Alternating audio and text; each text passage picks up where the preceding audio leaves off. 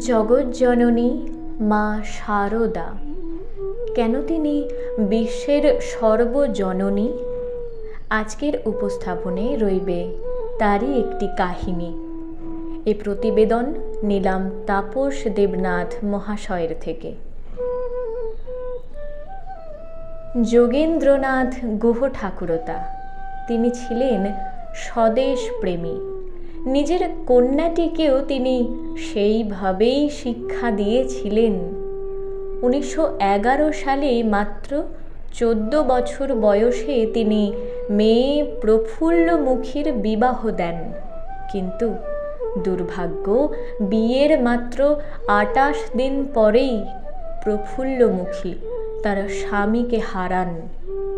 যোগেন্দ্রনাথ এবং স্ত্রী নির্মলা সুন্দরী দেবী মেয়ের নাম বড় আদরে রেখেছিলেন প্রফুল্লমুখী।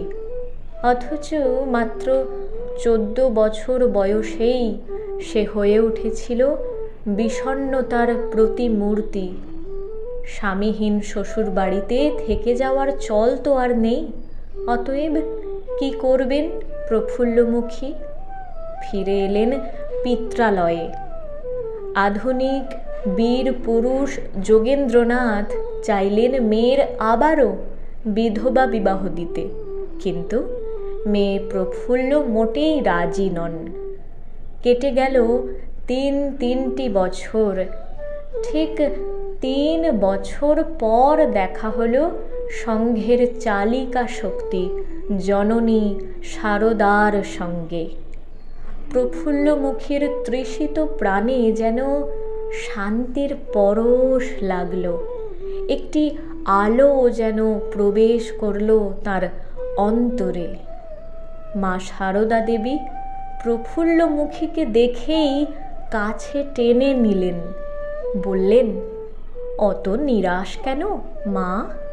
তুমি তো তুচ্ছ নও। ঠাকুর তোমাকে দিয়ে অনেক কাজ করিয়ে নেবে। কতটা সত্যদ্রষ্টা ছিলেন বিশ্বজননী শারদা মা। ঠিক 5 বছরের মধ্যেই তিনি হয়ে উঠেছিলেন চরকা ও খদ্দেরের প্রচারের প্রধান মুখ। পুরো ঝাঁপিয়ে পড়েছিলেন তিনি স্বদেশের মুক্তি আন্দোলনে। তার একটাই শক্তি, মা শারদার আশীর্বাদ। তিনি শারদা দেবী মহিলা সমিতি নামে একটি ত্রাণ ও সেবা কেন্দ্র খুলেছিলেন। আরও একটি কাহিনী। সিন্ধুবালা এবং দেবেনবাবুর স্ত্রীকে গ্রেপ্তার করে জিপে না বসিয়ে হাঁটিয়ে আনা হয় পুলিশ স্টেশনে। এই ঘটনাটি সর্বত্র ছড়িয়ে পড়েছিল, কারণ সিন্ধুবালা ছিলেন গর্ভবতী। সন্তান ভূমিষ্ঠ হওয়ার জন্যই তিনি এসেছিলেন বাপের বাড়ি। এইভাবে 2 নারীকে হাঁটিয়ে আসার ফলে সর্বত্র প্রতিবাদ হলো। মা শারদা ঘটনাটি শোনা মাত্রই নিমেষের মধ্যেই ক্রোধে অগ্নিশর্মা হয়ে পড়েন। তিনি বলেন, এমন কোনো বেটা ছেলে কি সেখানে ছিল না যে 2 চড় দিয়ে মেয়ে দুটিকে ছাড়িয়ে আনতে পারে? আরও এক কাহিনী। বিপদের সম্ভাবনাকে অগ্রাহ্য করে শুধু একবার দর্শনের জন্য বাঘা যতীন ছুটে গিয়েছিলেন বাগনান স্টেশনে। ছুটে গিয়েছিলেন নির্দিষ্ট কামরার দিকে এবং নিয়েছিলেন মা শারদার আশীর্বাদ। পরে এক ভক্ত জানতে চাইলেন শারদা মায়ের কাছে, কেমন দেখলেন তাকে? মা বললেন, যেন দেখলুম আগুন। আরও একটি কাহিনী বলি। অরবিন্দ ঘোষের স্ত্রী মৃণালিনী দেবী বাগবাজারে এসেছিলেন শারদা মায়ের কাছে, কারণ তার স্বামীকে গ্রেপ্তার করা হয়েছে। সঙ্গীচ্ছিন্ন হওয়াতে তিনি একেবারে ভেঙে পড়েছিলেন। শান্ত সমাহিত মূর্তির সারদা মায়ের কাছে গিয়ে যেন অনেকটা স্বস্তি হলো তার। সারদা দেবী বললেন, চঞ্চল হয়ো না মা, চাঞ্চল্যতে কোনো লাভ নেই। তোমার স্বামী ভগবানের পূর্ণ আশ্রিত পুরুষ। যদিও আধ্যাত্মিক পথে চলে যাওয়া অরবিন্দ পরবর্তীকালে একাধিকবার সারদা মায়ের কথা বলেছেন।